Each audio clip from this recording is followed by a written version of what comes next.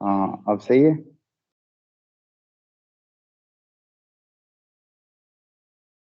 हाँ, प्रभु आप सभी को बहुत आशीष दे। हाँ, आओ हम पवित्र शास्त्र के व्यवस्था विवरण उसका 16 नंबर अध्याय है, उसकी 1 से लेकर 3 आयत तक पढ़ेंगे। अबीब के महीने को स्मरण करके अपने परमेश्वर यहोवा के लिए फसह का पर्व मानना, क्योंकि अबीब महीने में तेरा परमेश्वर यहोवा रात को तुझे मिस्र से निकाल लाया। इसलिए जो स्थान यहोवा अपने नाम का निवास ठहराने को चुन लेगा, वही अपने परमेश्वर यहोवा के लिए भेड़ बकरियां और गाय बैल फसा करके बलि कर।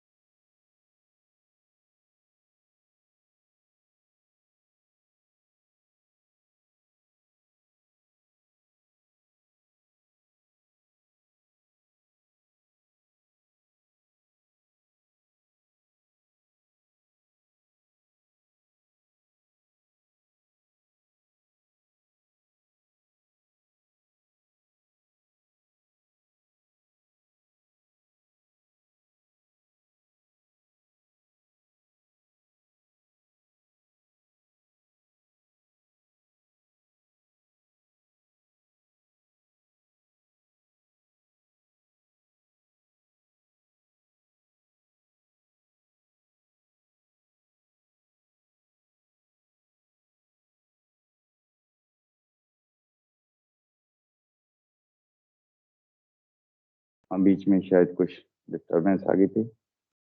Hallelujah, hallelujah. आप सुन रहे हो, सुन पा रहे हो सही ढंग से? प्रभु हाँ, आपको सही ढंग आशीष से। दे। बिल्कुल सही। हाँ, आज हमने पढ़ा है व्यवस्था विवरण उसका 16 नंबर अध्याय, उसकी 1 आयत से लेकर 3 तक। अबीब के महीने को स्मरण करके अपने परमेश्वर यहोवा के लिए फसह का पर्व मानना, क्योंकि अबीब महीने में तेरा परमेश्वर यहोवा रात को तुझे मिस्र से निकाल लाया। इसलिए जो स्थान यहोवा अपने नाम का निवास ठहराने को चुन लेगा, वही अपने परमेश्वर यहोवा के लिए भेड़ बकरियों और गाय बैल फसा करके बलि करना। उसके संग कोई खमीर वस्तु ना खाना। 7 दिन तक खमीरी रोटी, जो दुख की रोटी है, खाया करना, क्योंकि तो मिस्र देश से उतावली करके निकला था। इसी रीति से तुझको मिस्र देश से निकलने का दिन जीवन भर समझ रहे। प्रभु अपने इस पढ़े गए वचन पर आशीष दे, हम सबको इसकी समझ दे। आमीन। आओ, आज का मेरा विषय है परमेश्वर का भक्ति के लिए चुना हुआ स्थान। आज पूरा संसार जो है ये एक प्रश्न को ढूंढ रहा है कि अगर परमेश्वर एक है तो उसकी भक्ति कहाँ की जाए। और जब उनको इस सवाल का जवाब नहीं मिला तो लोगों ने अपने अपने हिसाब से भक्ति करनी शुरू कर दी, और अपने अपने हिसाब से जितने भी धरती के ऊपर धर्म है, सबका अपना अपना अलग तरीका है भक्ति करने का। और सबके ड्रेस अलग अलग है, सभी के रीति रिवाज अलग अलग है। जैसे हम लोग हैं जो मसीही लोग हैं, हमारा भक्ति का तरीका एक अलग है। हम चर्च में आते हैं और दुआएं करते हैं, फिर पास्टर प्रचार करता है, उसके बाद फिर दुआएं होती हैं। ये ही मतलब कि चलता है, यही हमारा भक्ति का अपना तरीका है। सभी ने अपना अपना भक्ति का तरीका अपनाया हुआ है। लेकिन ये भक्ति जो है ये करनी कहाँ पर है, ये भक्ति का परमेश्वर ने कौन सी जगह ठहराई है, ये एक सवाल है पूरे पूरे ही संसार के अंदर, और सभी के ही जीवन के अंदर, सभी के दिमाग के अंदर, दिलों में ये सवाल रहता है कि परमेश्वर ने अगर कोई जगह ठहराई है। परमेश्वर एक है तो उसका भक्ति करने का तरीका भी एक ही होगा, और उसकी कोई जगह भी उसकी एक होगी जहां पर मनुष्य जाति जो है उसकी भक्ति कर सके। और आज जो हमने ये पढ़ा है, अरे ये इस किताब को कहते हैं ड्यूटरोनॉमी। ड्यूटरोनॉमी का मतलब होता है डबल कानून, दो कानून। एक कानून है जीवन का कानून और दूसरा कानून है मृत्यु का कानून। जो परमेश्वर को मानना है, परमेश्वर को मानना जीवन है, और परमेश्वर को नकारना, उसे ना मानना मौत है। अरे ये जो इसे हम व्यवस्था विवरण कहते हैं, जब तक ये व्यवस्था और ये शरह ये नहीं आई थी तब तक मनुष्य पाप को नहीं जानता था। अब ये जो व्यवस्था आई है, व्यवस्था विवरण जो आया है, ये मनुष्य को इसलिए नहीं आया है कि ये मनुष्य को बचाए, ये मनुष्य को दोषी बनाने के लिए आया है। और जब ये कानून आया, और जब कानून में क्या होता है कि आप अगर कहीं जा रहे हो, अगर रोड के ऊपर ये ना लिखा हो कि 30 की स्पीड पे जाना है, 40 की स्पीड पे जाना है या 50 की स्पीड पे जाना है, तो आप जितनी मर्जी स्पीड से उस रोड से जा सकते हो जब तक वहां पर लिखा हुआ नहीं है। अगर वहां लिख दिया गया कि 30 की स्पीड से जाना है तो कानून बन जाता है, उस कानून को तोड़ने वाला आदमी जो है दोषी ठहरता है।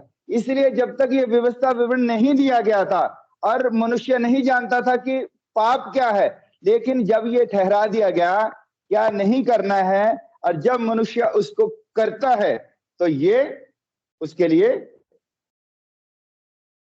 दोषी बनाता है उसको।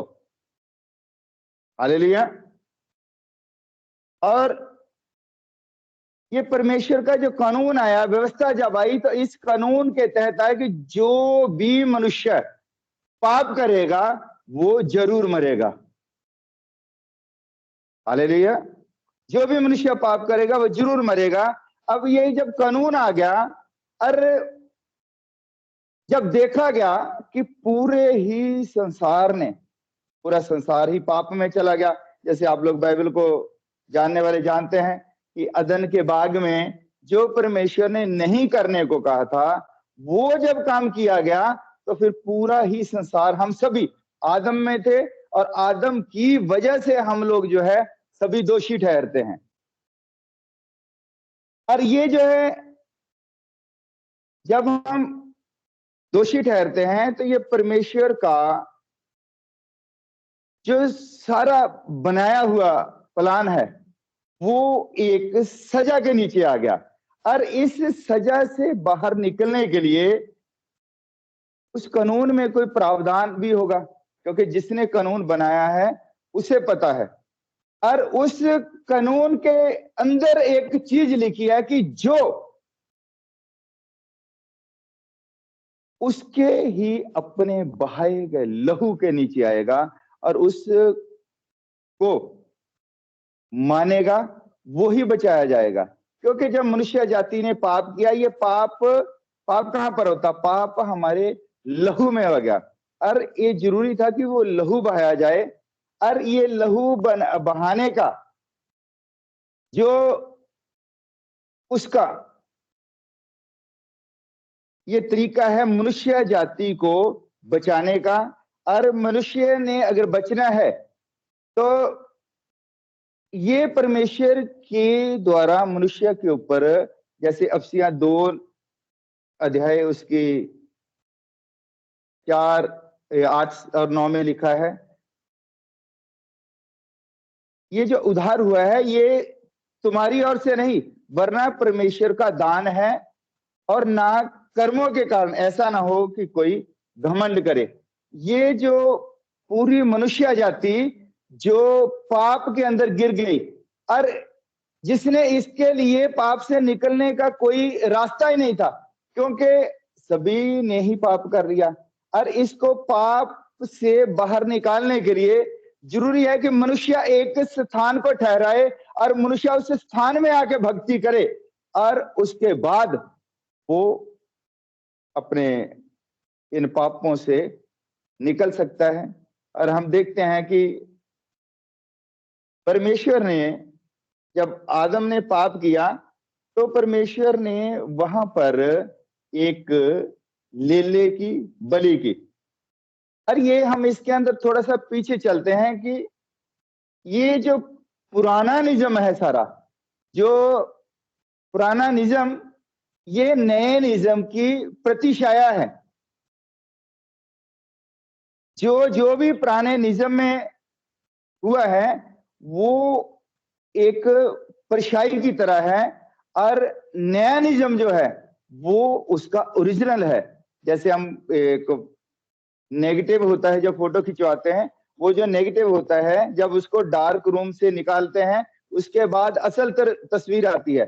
ये जो आज हमने बात करनी कि परमेश्वर का भक्ति के लिए ठहराया हुआ स्थान, और परमेश्वर ने उसी स्थान में अपने नाम को रखना है।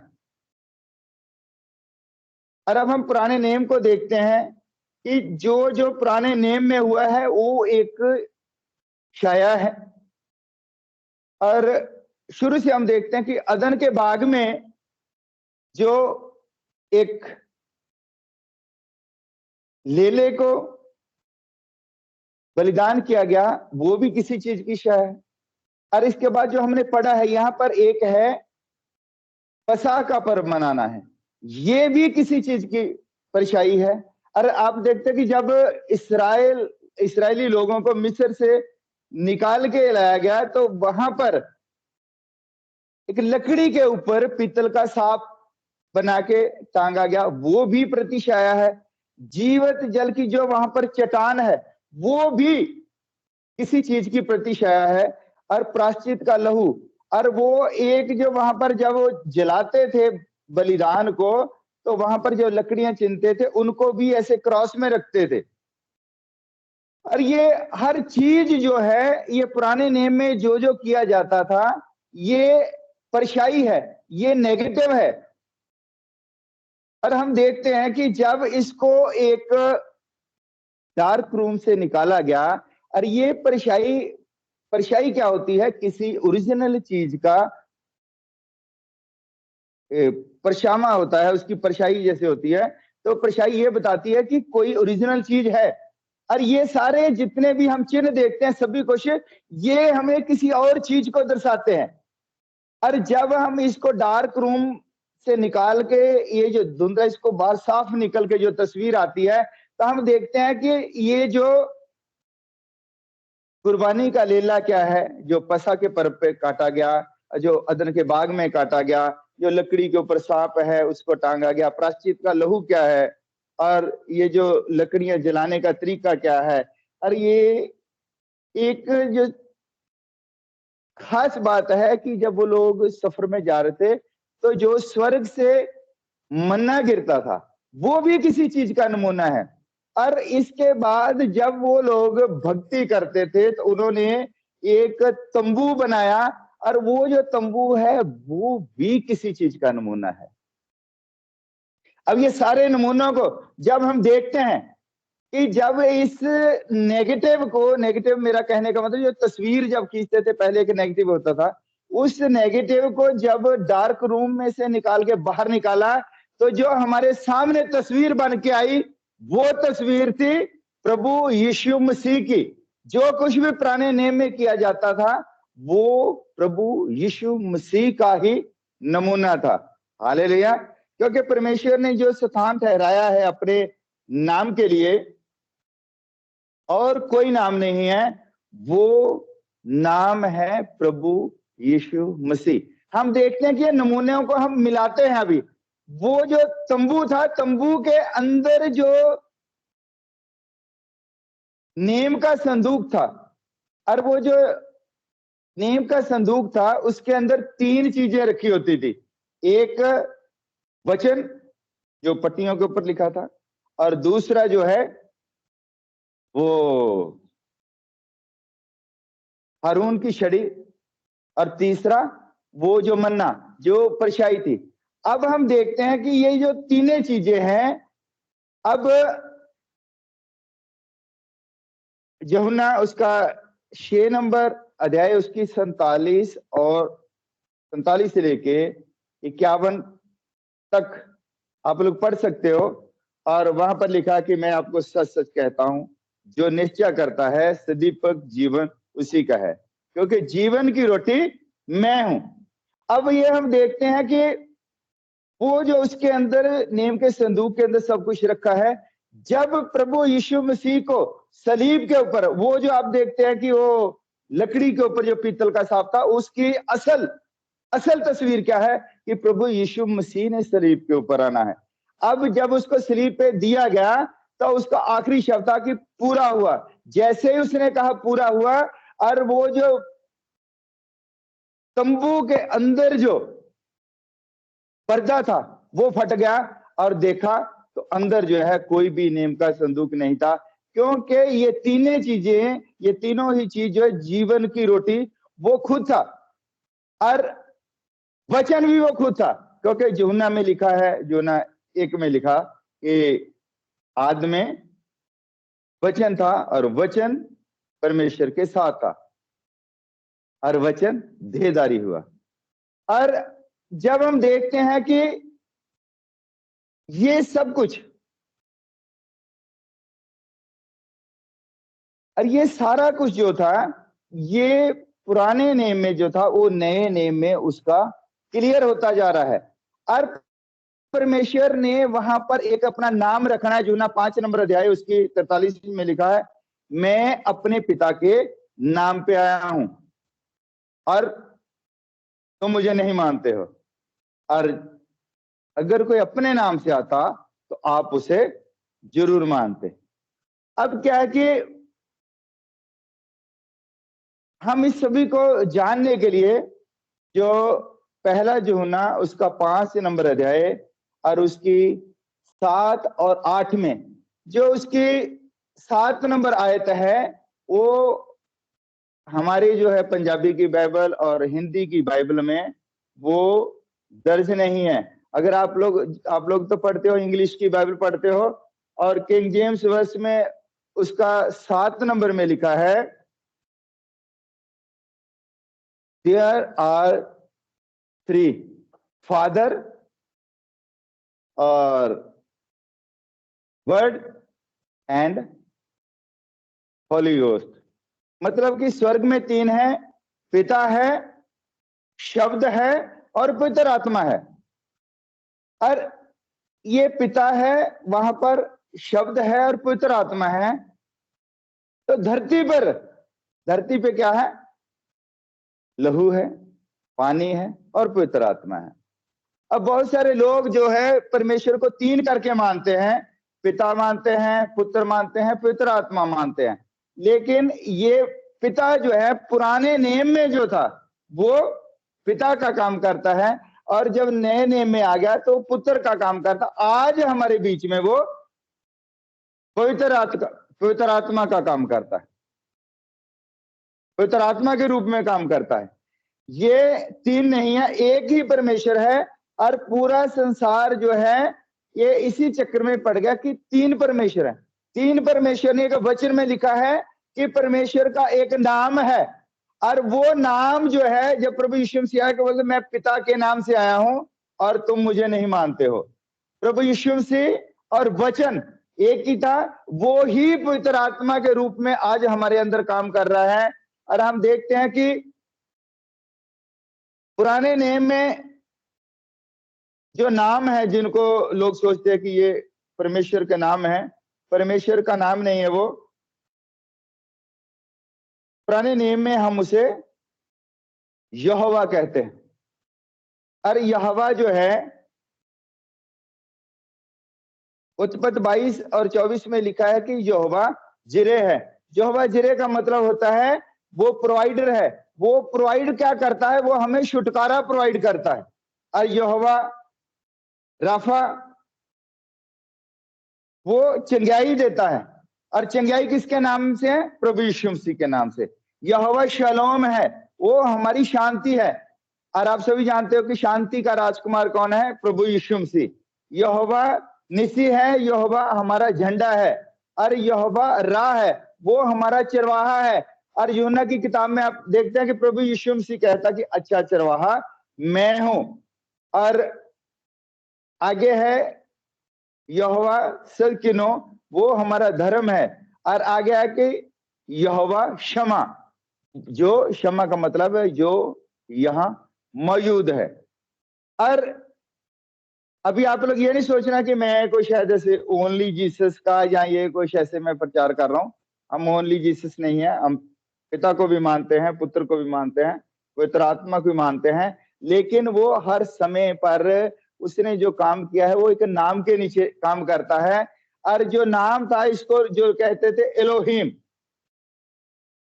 आपको थोड़ा मैं आपकी मदद करता हूं। और शुरू में आपने एक नाम सुना है, उसे एलोहिम कहते हैं। और जब प्रभु यीशु मसीह मत्ती की इंजील है उसमें 1 नंबर अध्याय उसकी 23 में लिखा है, एक कुंवारी जो है वो गर्भवती होगी और इस एक पुत्र को जन्म देगी और उसका नाम इमैनुअल रखना। इमैनुअल का मतलब होता है परमेश्वर हमारे साथ। यहां तक कि आप लोगों ने सुना है। और आज मैं बताता हूं कि इमैनुअल होता क्या है। इमैनुअल जो शब्द है ये 3 चीजों से, 3 शब्दों से मिलकर बनता है। और इसका पहला है एम, EMM। एम का मतलब होता है एक्सपेंड यूनिवर्सल, जो पूरे यूनिवर्सल में समाया है। और आगे आता है ANU, अनु मतलब ये है आसमान से, स्काई टू अर्थ, आसमान से लेके धरती तक। और एल का मतलब होता है स्ट्रेंथ, पावर। इमैनुअल का मतलब है कि पूरी सृष्टि के अंदर आसमान से लेके धरती तक जो पावर है, जो शक्ति है, उसको इमैनुअल कहते हैं। और इमैनुअल किसका नाम है? इमैनुअल नाम है प्रभु यीशु मसीह का।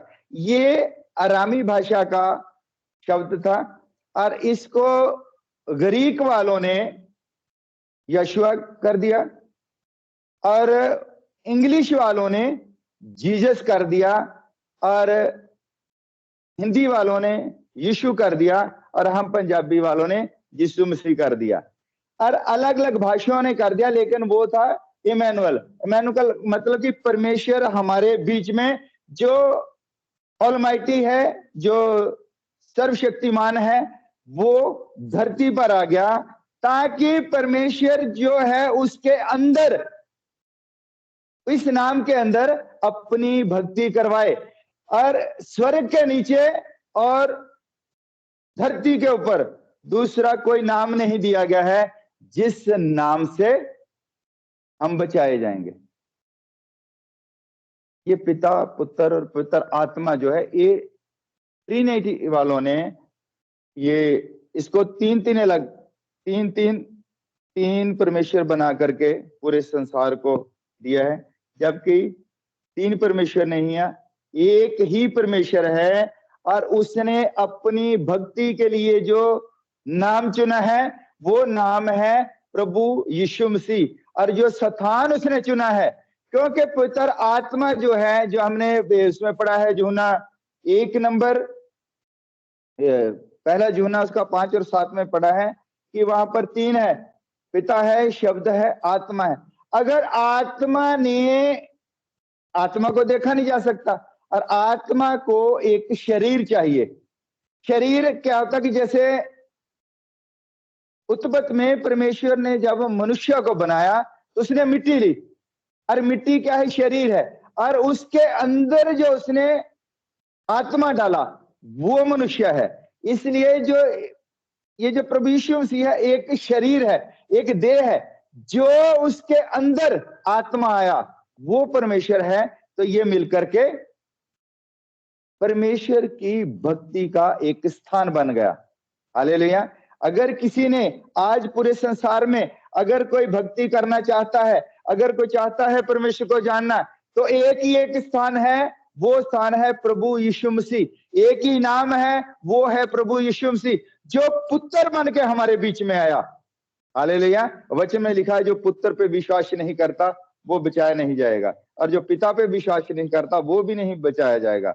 इसलिए ओनली जीसस वालों का भी जो उन्होंने बनाया है वो भी गलत है, जो ट्रिनिटी वाले हैं, जो त्रिएकता वाले हैं, उनका भी गलत है, क्योंकि ये सभी पूरी परमेश्वर का जो पूरी सामर्थ्य है, पूरी भरपूरी है, वो एक नाम के अंदर, और वो नाम है प्रभु यीशु मसीह, एक शरीर के अंदर आकर के समाई हुई है। हम देखते हैं कि प्रभु यीशु मसीह एक ही समय में मनुष्य भी है और एक ही समय में उसी समय वो परमेश्वर भी है। हम एक कहानी हमें पता है कि जिस वक्त लाजर की मृत्यु हो गई और उस समय प्रभु यीशु मसीह रोया, क्योंकि उस समय वो हमारे जैसा एक नॉर्मल इंसान, ऐसे लगता था कि मारा हुआ कूटा हुआ, वो जब धरती पर था तो वो उसके अंदर भी जो चेतनाएं हैं, जैसे हमारे अंदर ये 10 चेतनाएं होती हैं, 5 बाहर की होती हैं, 5 हमारे अंदर है, और उसी के अंदर एक चेतना होती है, वो है अफेक्शन, उसमें दर्द है, प्रेम है, ये सब कुछ है। उसके बाद क्या होता है कि वो मनुष्य है जब वो रो रहा है, और थोड़ी देर के बाद जब वो कब्र के ऊपर जाता है, वो झुके हुए कंधों वाला इंसान जो पुत्र है, और जब वो लाजर की कब्र पे जाता है और उस समय कहता है कि लाजर कब्र से बाहर आ जा, उस समय वो इमैनुअल है, वो परमेश्वर है हमारे साथ है। वो नॉर्मल इंसान जो है वो परमेश्वर की जगह पे आ जाता है। वो एक ही समय में नॉर्मल इंसान भी है और परमेश्वर भी है।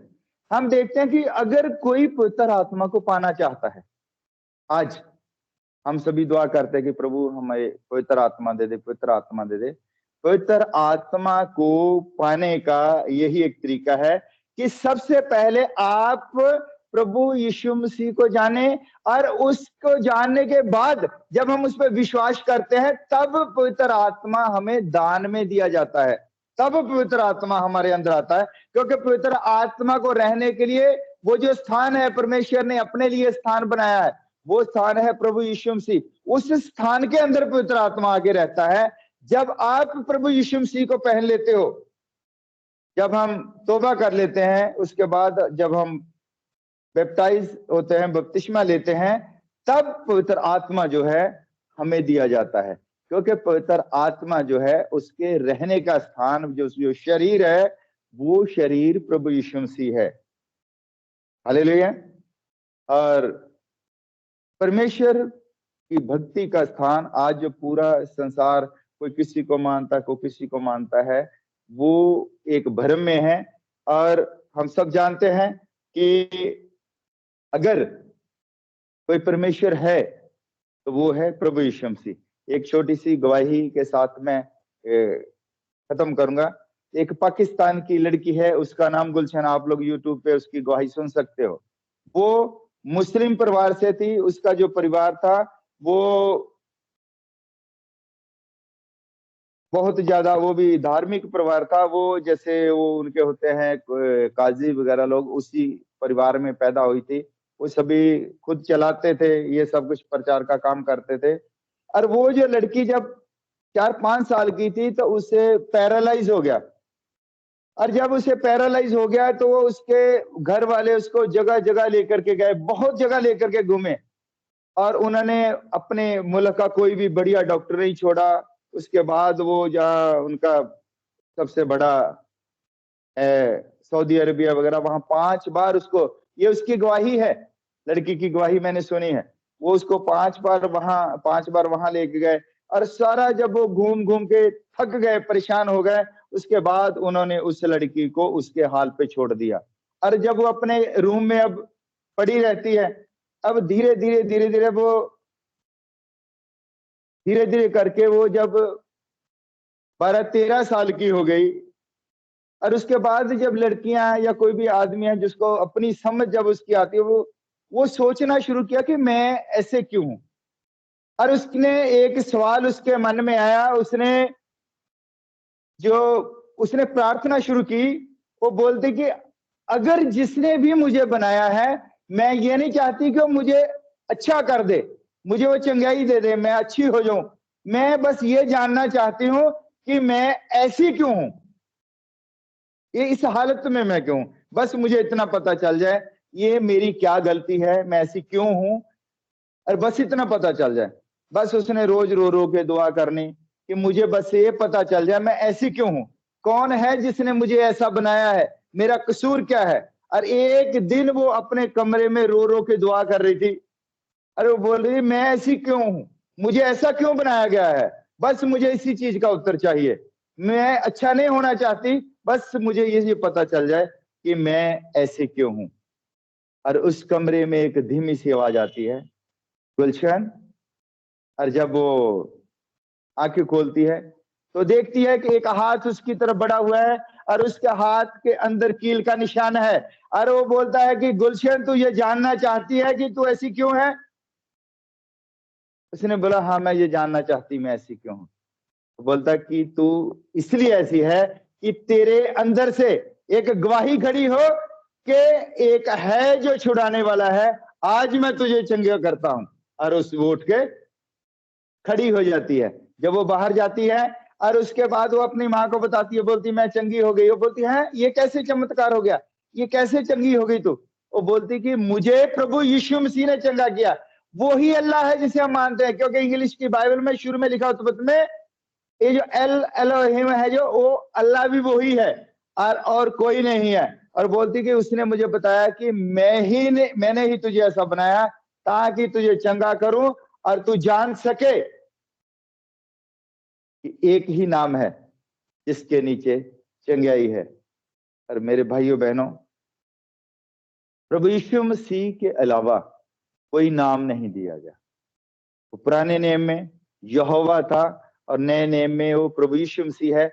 आज हमारे अंदर वो पवित्र आत्मा के रूप में काम कर रहा है। हालेलुया।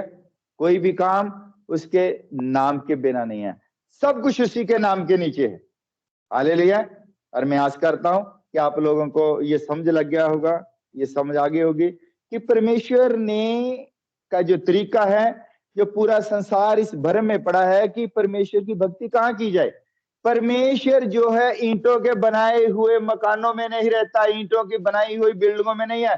परमेश्वर अगर रहता है तो एक शरीर में रहता है जो उसने खुद बनाया। अगर वो शरीर आप पहन लेते हो, अगर आप जब तौबा कर लेते हो, बपतिस्मा ले लेते हो, तब जब आप उस शरीर को पहन लेते हो, तब पवित्र आत्मा आपके अंदर आ जाता है, तो आप खुद परमेश्वर का भक्ति का स्थान बन जाते हो। परमेश्वर आपके अंदर भक्ति करवाना चाहता है, ना कि बाहर। हालेलुया। और मैं आशा करता हूं कि आपको ये आज समझ में आ गया होगा कि परमेश्वर ने जो पुराना नेम है उसके अंदर जितना भी सब कुछ बनाया और जो भवन बनाया उसके अंदर जो भक्ति का जो कुर्बानी का था, ये सब कुछ वो लोग जो वहां पर ले लेके कुर्बानी देते थे, वो कुर्बानी हमारे पापों को ढकने के लिए थी, माफ करने के लिए नहीं। लेकिन ये जो कुर्बानी परमेश्वर ने खुद बनाई, ये कुर्बानी प्रभु यीशु मसीह के रूप में जो बनाई है, ये इस कुर्बानी के नीचे, इस लहू के नीचे हमारे पाप जो है क्षमा होते हैं। इसलिए आओ हम सब दुआ करते हैं। प्रभु यीशु मसीह, हम आपको धन्यवाद देते हैं, आप परमेश्वर का वो भेजा हुआ मेमना जिसके लहू के नीचे हमारे सभी के पाप क्षमा होते हैं। आप ही के अंदर परमेश्वर की भक्ति की जा सकती है, क्योंकि एक ही एक नाम है, वो है नाम प्रभु यीशु मसीह। उस नाम के अलावा कहीं पर कोई छुटकारा नहीं है, कोई बचाव नहीं है। जो उस बहाए गए लहू के नीचे आता है, उसी का छुटकारा है, उसी का बचाव है। प्रभु, हम आपको धन्यवाद देते हैं कि आपने पूरी संसार जाति को बचाने के लिए जो ये हमें एक लहू का बंदोबस्त किया है, और उस लहू के नीचे हम अपने आप को शुद्ध कर सकते हैं। आपका लहू जो हमारे लिए रंग काट का काम करता है, और पिता आपका लहू एक बूंद हमारे सारे पापों को शुद्ध कर देती है। पिता, हम आपका धन्यवाद करते हैं कि आपने आज पवित्र आत्मा के रूप में हमसे बात की है और हमें जाना है कि तू एक शरीर के अंदर रहता है और वो शरीर है प्रभु यीशु मसीह। और जब वो शरीर को हम पहन लेते हैं तो पवित्र आत्मा हमारे अंदर आ जाता है। पिता, इन सब चीजों के लिए आपका धन्यवाद देते हैं जो आपने इस संसार के लिए किया, हमारे लिए किया, सब उन विश्वासियों के लिए किया है जो आपके ऊपर विश्वास करते हैं। और पिता, इसी नाम में छुटकारा है और कोई नाम नहीं दिया गया। ये दुआ प्रभु यीशु मसीह के नाम से मांगते हैं, आमीन। धन्यवाद सभी को। अपने आज का ये संदेश